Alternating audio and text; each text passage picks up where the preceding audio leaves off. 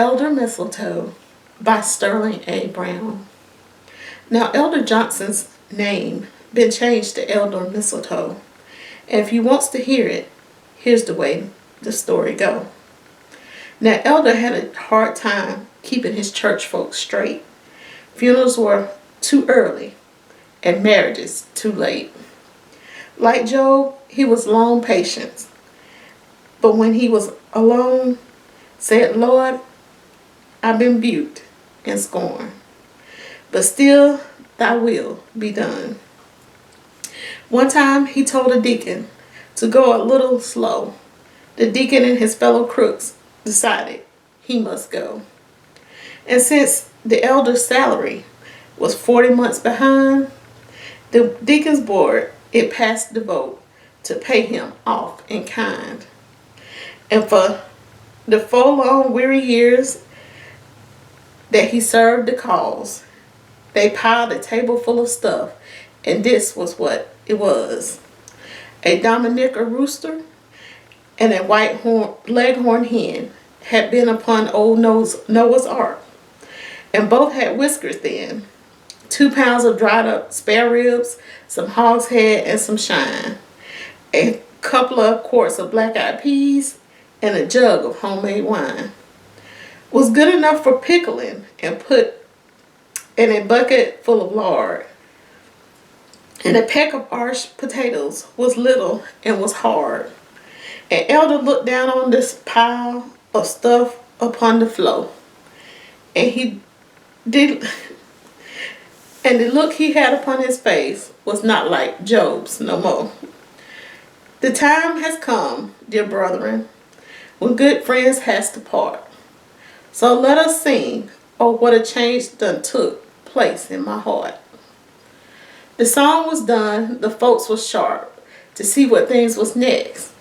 Then Elder cast his eyes on high and slowly took his text. Now blessed be the meek, he said, for lo, they shall inherit all the good things of the earth. Less wise in the spirit, been with y'all, lo, these many years, in the vineyard all alone, was never first nor the last to throw the accusing stone. You've been more than particular about how your pastor lived. The house you gave him weren't no house, it was a first-class seal.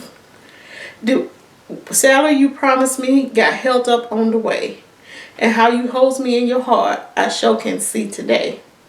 And for the family of my church, done prayed down on my knees, but I never looked at all for offerings like these. Brethren, sisterin, it is not fair for me to be one to reap all the good things. Now your harvesting is done. It is not right that I should take the bounty of your toil when your victriolas ain't paid for, and your cars need gas and oil. I know just what the good books say, and just what it allows, but I ought not to take this food you brought when you could give it to your cows. Then he turned to leave the rostrum, and on his coat below, tied with a little red bow ribbon, was a sprig of mistletoe. When I read this poem, I just died laughing. I had to keep reading it. Sterling A. Brown, he is a poet that's not discussed very often like Langston Hughes, but he is able to infuse black vernacular into his poems. And this poem tells a hilarious story of a pastor that is being ousted from the church, and the church actually owes him salary, but they give this pitiful offering to get him to go, and on his way out he puts mistletoe on his backside. What a proper way to leave.